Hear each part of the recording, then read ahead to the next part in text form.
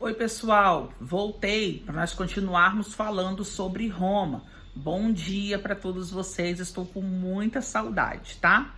Já ouviram frases do tipo: quem tem boca vai a Roma? Ou todos os caminhos levam a Roma?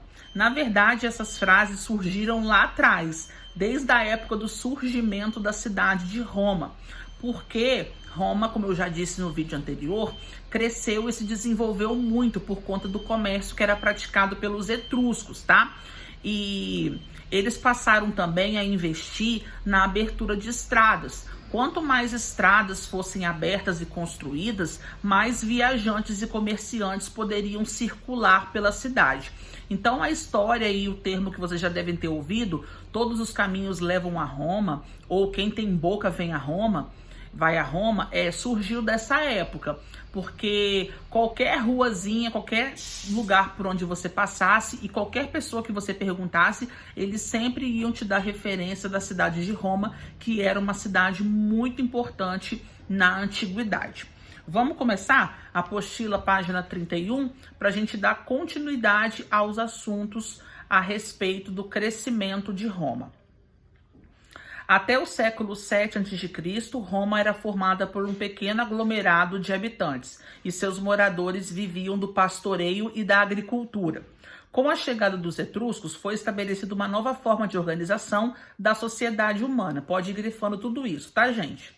Após a ocupação etrusca, ruas e estradas foram construídas, assim como foi criado um sistema de captação de água, os famosos aquedutos. Está sendo mostrado aqui na apostila de vocês.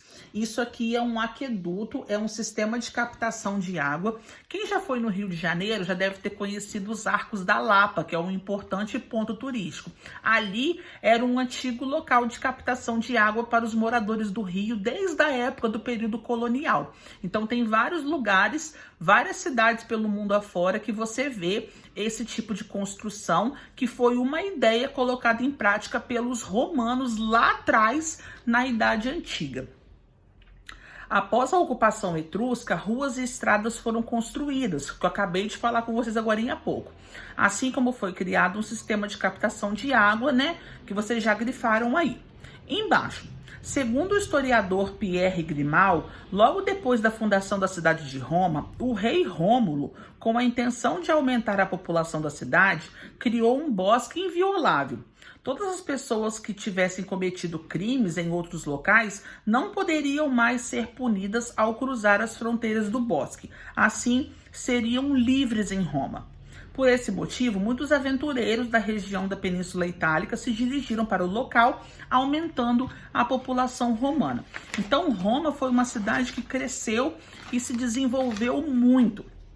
E agora vai surgir uma nova lenda para tentar justificar o crescimento da cidade de Roma. Na prática, você já sabe que Roma cresceu e se desenvolveu por causa do comércio. Mas agora, os sabinos, sim, aquele outro grupo de pastores que também vivia em Roma, foi criar agora uma lenda para justificar o crescimento de Roma. Segundo eles, homens solteiros passaram a capturar as mulheres sabinas e passaram a procriar, ter muitos filhos, e através disso que a população de Roma cresceu. Claro, gente, que isso não é uma história verídica, é apenas uma de tantas as outras lendas que envolvem a história de Roma. Esse episódio, essa nova lenda que você vai conhecer agora, é chamado de O Rapto das Sabinas. Vai falar sobre ela na página 32. Vamos lá? A população que se formou em Roma logo no início era, portanto, composta de homens na maioria. Para que a cidade prosperasse, era necessário formar núcleos familiares que gerassem descendentes e gerassem para dar continuidade ao desenvolvimento da cidade. A explicação referente à forma como os romanos desenvolveram esse problema é narrada em outro mito chamado O Rapto das Sabinas. Então aqui mostra os homens capturando as mulheres, se casaram, constituíram família, tiveram filhos com elas, e aí sim, por causa desse rapto, por causa dessa participação das mulheres do grupo das Sabinas, que a cidade de Roma teve sua população aumentada. É uma nova lenda que conta sobre isso, tá? Bom, e como que era a vida em Roma? Ele trouxe aí pra gente na página 32, pra gente dar continuidade aí a esse assunto. À medida que a cidade crescia, ganhando mais habitantes, moradias, praças, templos e ruas, a sociedade também foi se organizando em grupos. A política, a religião também começaram a se organizar. As famílias que formaram a sociedade romana apresentavam uma organização similar à das famílias gregas. Foram compostas de indivíduos que tinham antepassados em comum num grupo chamado pater familias. Então, aos poucos, Roma vai se organizando porque as famílias vão crescendo, novas pessoas vão chegando e lembrando que a família romana tinha um modelo patriarcal, tá? O famoso pater familias é o pai da família, é o homem da casa. Então, todos os outros membros que vivem ali em torno desse homem, desse responsável, devem obediência a ele, assim como acontecia nas cidades-estados da Grécia. A organização era muito parecida. Página 33. Lá em cima, no quadrado azul, nós não vamos grifar por enquanto, vamos para a parte de baixo. Usada desde a formação de Roma até o século II, a toga foi o tipo de vestimenta mais comum entre os romanos, sejam eles homens ou mulheres. A toga, na verdade, é esse grande vestido longo, né? Você pode ver que as mulheres usavam alguns adornos para diferenciar, mas é esse tipo de roupa básica que os romanos usavam. A cor das togas variavam entre o branco e o cinza. A maioria da população vestia a toga pretexta, que tinha a borda tingida de violeta, mas as mulheres deveriam abandonar esse tipo de toga quando se casassem e também a passar a usar uma estola. Então as roupas das mulheres também poderiam diferenciar-se de acordo com seu estado civil, se eram casadas ou solteiras.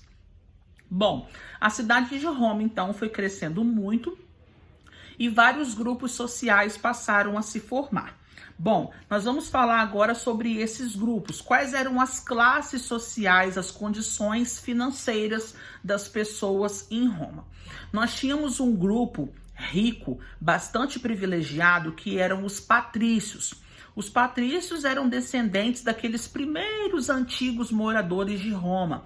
Eram eles que tinham grande quantidade de terra, eram grandes fazendeiros, pessoas muito influentes. Bom, e nós tínhamos um outro grande grupo, por sinal a maioria, que eram os plebeus.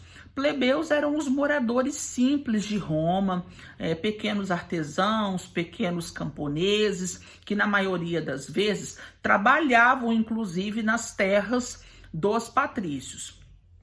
Bom, só que dentro do grupo dos plebeus tinha uma parte deles que se diferenciava, que eram chamados de clientes. Na verdade, quem são os clientes? São plebeus, mas que têm uma ligação muito próxima com os patrícios. Às vezes criaram algum vínculo de amizade, prestam algum tipo de serviço e acabavam tendo muita proteção dos patrícios por terem essa proximidade e esse vínculo mais próximo. Então, os clientes acabavam se diferenciando dos plebeus porque eles não eram um simples camponês, eles não eram uma pessoa qualquer, digamos assim. Eles tinham a proteção dos patrícios caso alguma coisa acontecesse. E por fim, nós temos os escravos, que eram muitos inclusive, e que passaram a aumentar ainda mais à medida que o território de Roma crescia. Vamos recapitular então? Patrícios era o grupo mais privilegiado, que possuíam terras e eram muito ricos. Os clientes eram plebeus, mas que na verdade se caracterizavam como uma nova classe porque eles tinham uma amizade e uma proximidade com os patrícios. E nós temos também os plebeus, que é esse grupo maior, um grupo mais pobre, mais humilde, que trabalhava para os patrícios, ou às vezes trabalhavam por conta própria, mas não tinham muitos benefícios, não tinham muitos direitos dentro de Roma, e os escravos, que passaram a crescer e se multiplicar muito por causa da expansão territorial, tá? Lembrando que a escravidão em Roma era muito parecida com a escravidão que já é estudada por outros povos, tá?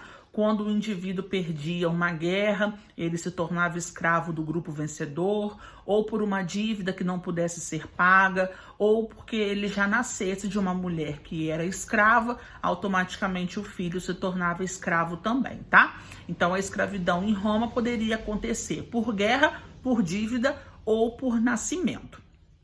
Se a gente pudesse montar uma pirâmide do mais poderoso para o menos poderoso, como que ficaria essa pirâmide de cima para baixo? Você pode até fazer uma pirâmidezinha, se você quiser, no cantinho da sua apostila. No topo, nós temos os patrícios. Abaixo, nós temos os clientes, depois os plebeus e depois os escravos. Lembrando que os plebeus não tinham alguns direitos, passavam por problemas financeiros, mas eram cidadãos livres, por isso que eles estão acima dos escravos, ok? Vamos ler um pouco, falar um pouco sobre isso agora, no final da página 33. Os fundadores de Roma e seus descendentes se tornaram os maiores proprietários de terra da cidade. Como a economia romana se baseava na agricultura, esses homens eram chamados de patrícios, tornando-se os mais ricos e poderosos. Os patrícios e suas famílias viviam geralmente em casas amplas, eles tinham água encanada, iluminação feita por candelabros, suas casas tinham lustres, mobílias luxuosas e pinturas e também vários ornamentos. Além dos patrícios, a sociedade romana era formada pelos plebeus, que eram homens livres, mas que não tinham direitos políticos e, portanto, não podiam interferir na administração da cidade.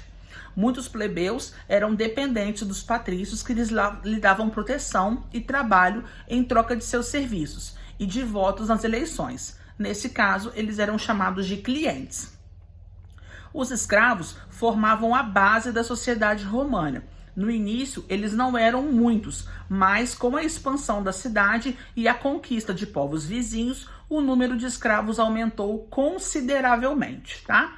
Então, nós vamos encerrar nossa videoaula de hoje, que nós queríamos falar mais aqui sobre o crescimento da cidade de Roma, sobre os grupos sociais que começam a se formar, e na próxima videoaula vamos falar da política, as fases da política romana, que foram várias inclusive, tá? Qualquer dúvida, gente, é só me chamar. E agora, na caixa de descrição, eu vou deixar algumas atividades para vocês fazerem, tá? Beijo, gente, fiquem com Deus e até mais.